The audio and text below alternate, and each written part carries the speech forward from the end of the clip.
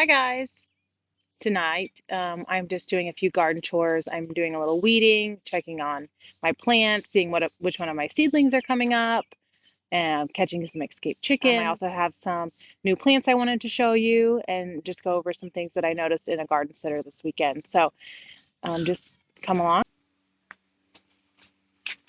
Hi guys. I just wanted to share a few things from my Missouri garden here in, I'm probably middle Missouri, zone 6B.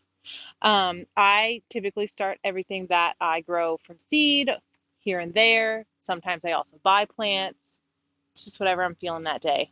I have been starting pepper plants from seed for about 3 years now. And this is the first year that this happened. I started these pepper plants in February and they were growing, and then all of a sudden they just weren't.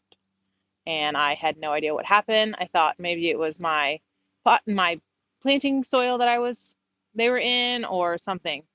So I just kind of gave up on them, moved on. Um, and then I realized that I had fruit flies. So my planting room that I grow all this stuff in has fruit flies. So we are going to try these sticky traps. Never used them before. We'll see how they work.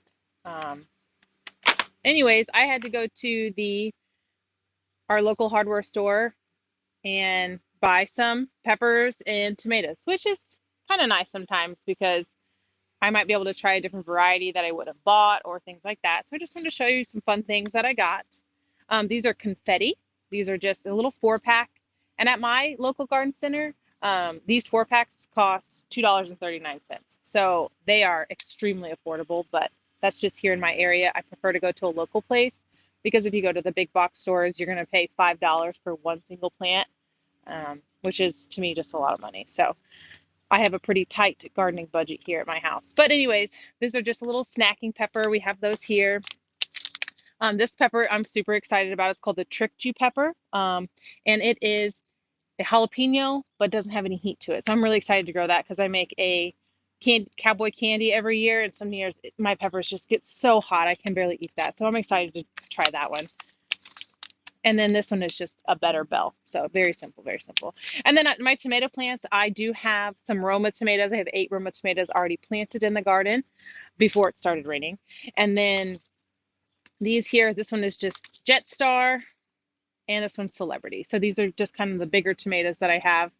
And when I go to the garden center, when they're not my own plants and they don't look as sad as these, I just try to look for healthy plants. Is there one pepper? Is there 2 peppers in there?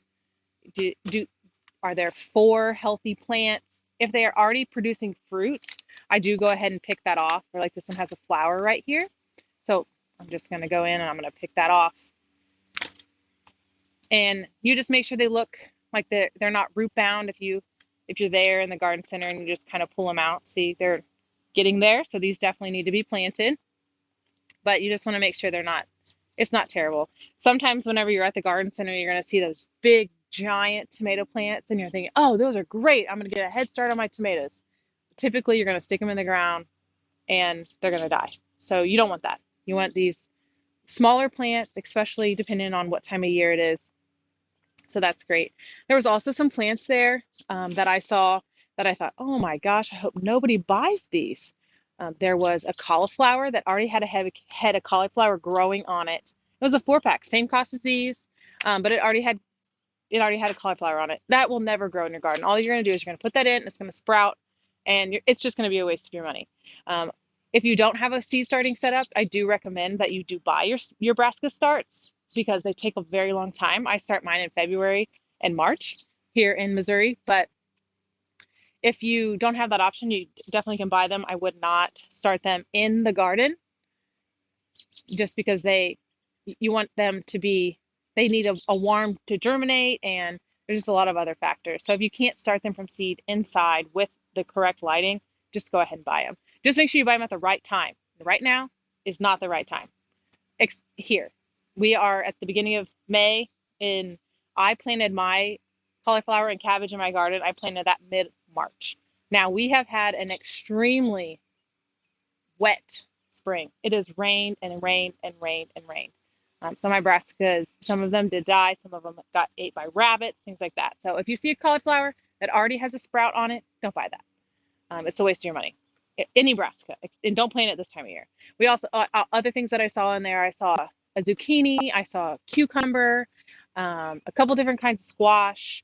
I would not buy those from starts. Plant them. You can buy a pack of seeds for just over $2. Sometimes you can get them cheaper, especially here in Missouri. You can just plant those in the ground. You don't need to waste your money on plant starts, and then they shock, and then you have to worry about making them not getting waterlogged, and it's just I wouldn't recommend buying cucumber and zucchini starts from the store. You might as well just stick a seed in the ground.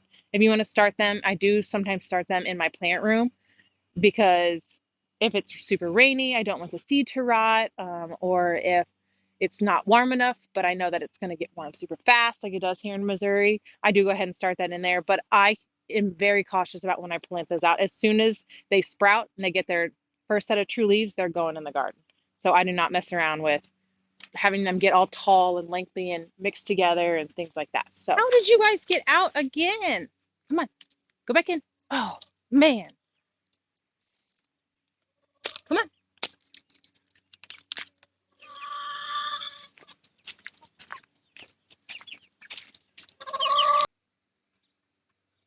These are the cauliflower that I planted in mid-March. So we haven't had a ton of sun in the month of April, and it's been cold and rainy. So they're not huge, but I just wanted to show you that they do not have little starts in there. Okay. So the ones that I saw at the hardware store had little cauliflower. They should not have that when they're planted. We're going to go ahead and do a little bit of weeding. This is a type of basil that I grew last year, and I let it go to seed. And it is everywhere. It really must have loved its spot. I did not love this basil, so I don't need a ton of it. I grew about 6 different types of basil last year because I thought it would be fun to try all of it, but we're going to pull some of it. It doesn't all need to be here. It does smell really good, though. And so I'm going to leave it mixed in with all of my brassicas to try to help with worms. The white cabbage, or the white cabbage moth is what we call it around here. But like I said, we just got about 4 inches of rain over the weekend. Most people around here do a typical style of tilling. They till their gardens every year, and we have heavy clay soil. And so when it gets wet and it's tilled, there's no walking in it. You can't go in it, you can't plant anything, and our weather changes quickly, about every 2 weeks here. So I do a no-till garden style where I put compost on the rows once a year, and more than that, but mostly just once a year, so that I can get in my garden all year round. Sometimes as the soil, so clay soil is great, it holds moisture, but it is also, we have wet springs, we have wet winters, we have dry falls. So when I'm trying to garden in the fall, I want to be able to put in all of my starts, because one of my favorite months to garden in is actually October. The weather cools off, it is beautiful, you have all of these lovely brassicas and cold weather crops coming back. It is my goal to garden well into the month of January. Here I'm in zone 6B, so that's kind of my goal. And here I'm already picking caterpillars off of my brassica, so I will probably have to start treating that with BT, because these are not anywhere near developed. So, but these go to my chickens.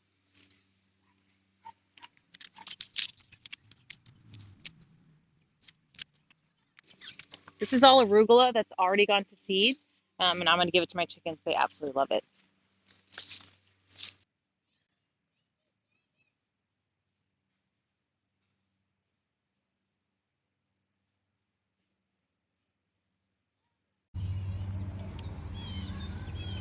This bed here is just doing really great. I have some radish and some carrots. This cilantro right here has gone to seed, and I just continue to let it drop, and it just comes back every year.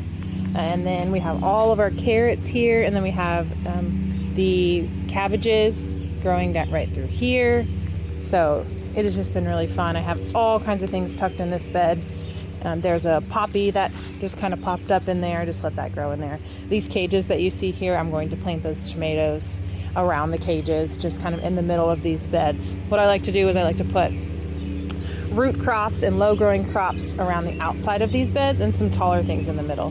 This patch that you see growing right here, this is Korobi.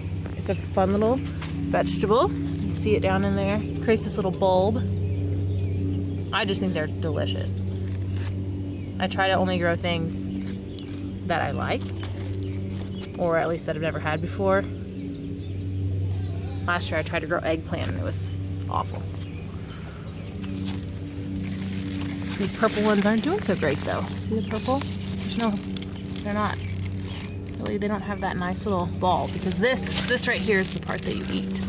You peel that and you eat that. And this one doesn't seem to be doing that, so not really sure what's going on there.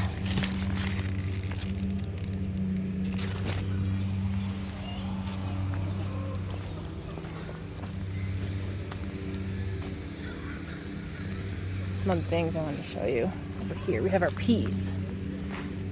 See, they're just starting to come up. My daughter has eaten most of them at this point. This is a row of parsley. That row of parsley will stay there all year. Hopefully it'll go to seed and it'll just keep coming back. But like, and then on the other side of it, you can kind of see I have beets and lettuces tucked in there.